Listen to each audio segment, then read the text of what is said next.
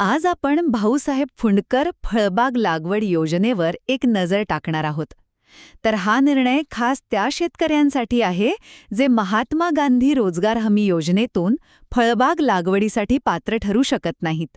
आणि यात 2025-26 या वर्षासाठी विशेषतः अनुसूचित जमाती प्रवर्गासाठी निधी कसा वापरायचा आहे हे अगदी स्पष्ट केलंय. यातल्या 3 महत्त्वाच्या गोष्टी आपण समजून घेऊया. पहिली गोष्ट म्हणजे निधीचं वाटप.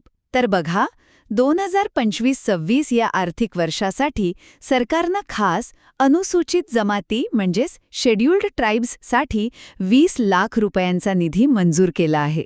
आणि हा निधी थेट कृषी आयुक्तांना दिला जाईल. आता दुसरा मुद्दा, आणि हा खूप महत्त्वाचा आहे. हा निधी खर्च कसा होणार?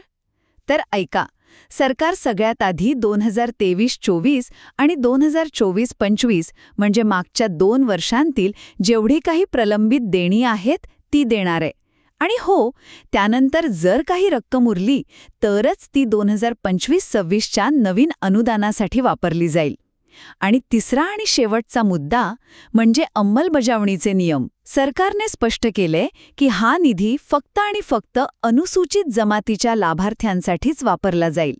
दुसरा म्हणजे खर्च करताना काटकसर करायची आहे आणि प्रत्येक महिन्याच्या 10 तारखेपर्यंत खर्चाचा संपूर्ण अहवाल सादर करणं बंधनकारक आहे.